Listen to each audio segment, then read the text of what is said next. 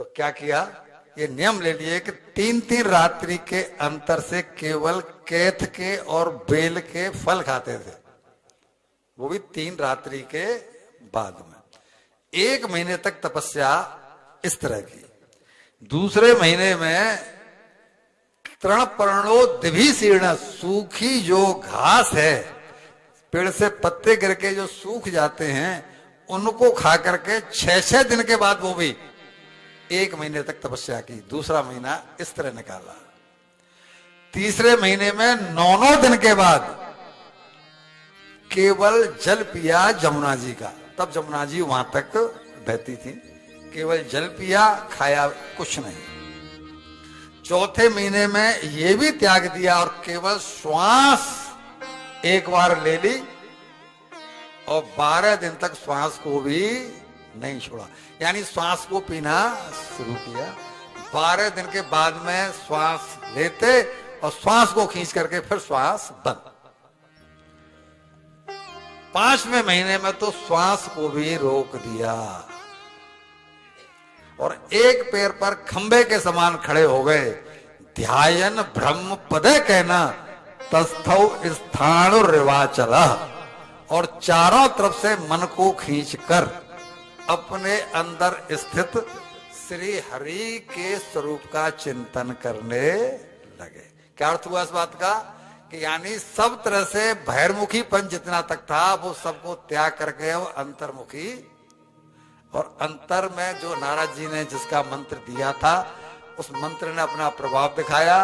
उस मंत्र ने वही एक आकृति ग्रहण कर ली और उस आकृति का ही चिंतन करते करते करते करते इन्होंने श्वास को ही रोक दिया। अब जैसे ही इनकी श्वास रुकी तो भगवान से इनकी समष्टि की जो है वो अभिन्नता हो जाने के कारण सारे संसार की श्वासों का रुकना शुरू हो गया। सारे लोगों की श्वासें रुकना शुरू हुई तो सभी लोग घबरा गए कि ये तो सबके प्राण निकल जाएंगे, सबका श्वास प्रश्वास रुका जा रहा है।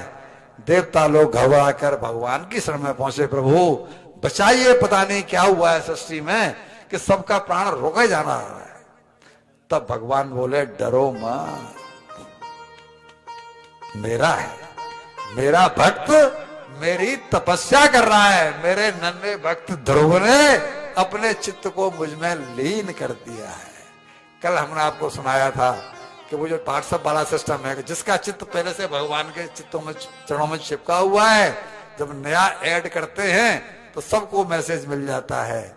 ऐसे ही इनका चित्त जैसे ही भगवान के चरणों से चिपका, भगवान को सब मालूम पड़ गया मेरा भक्त इस स्थिति में पहुंच गया है, और कह दिया कि इस कारण उसके प्राण निरोध से सबके प्राणों का निरोध हो गया है। मैं जाकर अभी उसे इस दिव्य कर्म से निवृत्त करता हूं।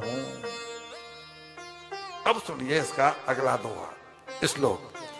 भगवान बैकुंठ से वृंदावन में आए, बैकुंठ से वृंदावन में आए।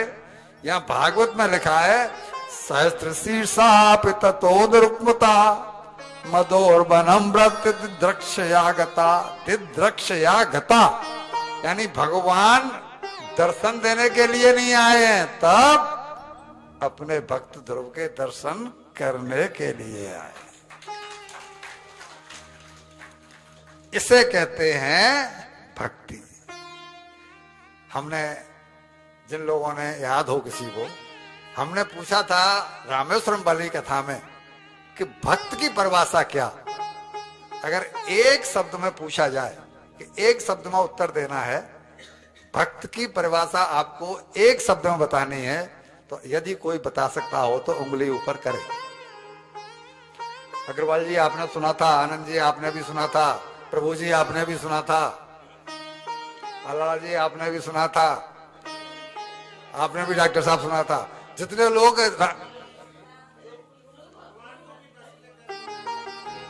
हाँ बेटा आप चलो बहुत सूक्ष्म परिभाषा है लेकिन बहुत महत्व की है। भक्त उसे कहते हैं जो भगवान से कभी विभक्त न हो सके।